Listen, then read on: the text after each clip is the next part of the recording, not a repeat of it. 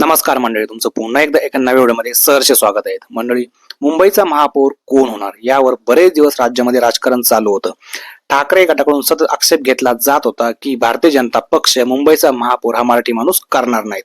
म्हणजे निवडणूक लागण्यापूर्वी यावरून राजकारण तापलं गेलं होतं आणि निवडणूक लागण्यापूर्वीच संजय राऊत असतील किंवा ठाकरे गटाचे विविध लोक असतील हे सांगत होते की जर आमचं सरकार मुंबईमध्ये आलं तर मुंबईचा महापौर आम्ही मराठी माणूसच करू. मात्र भारतीय जनता पक्ष तसं करणार नाहीत असा सतत आरोप प्रत्यारोप हा चालू होता.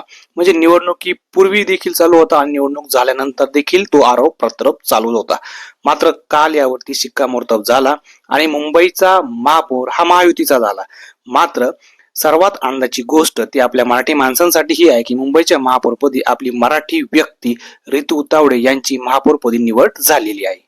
यावेळी ठाकरे गटाचे खासदार संजय राऊत हे माध्यमांशी बोलताना असे म्हणाले की मी सर्वात प्रथम रितू तावडे यांचं अभिनंदन करतो आणि त्यानंतर त्यांनी भाजपवरती प्रहार साधला. ते असे म्हणाले की भाजपला दबावापोटी मराठी व्यक्ती हा महापौर करावा लागला आणि आता भाजपला समजलं असेल की मुंबईमधला मराठी माणूस हा हिंदूच आहे आणि याच मराठी माणसाने देशामध्ये हिंदुत्वाचं रक्षण देखील केलंय.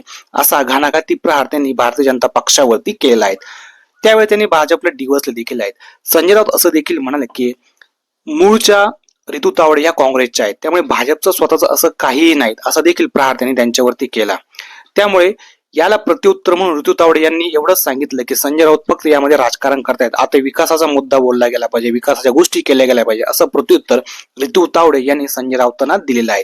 त्यामुळे येणाऱ्या काळामध्ये मुंबईचा विकास करणं, मुंबईमधल्या ज्या काही गोष्टी आहेत, पाण्याचा प्रश्न आहे, त्यानंतर विजेचा प्रश्न आहेत, बाकीच्याही गोष्टी असतील जसे स्वच्छता असेल, ट्रॅफिक असेल, या सगळ्या गोष्टींकडे बघणं, त्यातून मार्ग काढणे हे आता आलेल्या सर्व नगरसेवकांचं प्लस महापौराचं काम असेल. त्यामुळे येणाऱ्या काळामध्ये मुंबईचा विकास करणं ही सर्वात महत्वाची जबाबदारी त्यांच्यावरती आता आहे.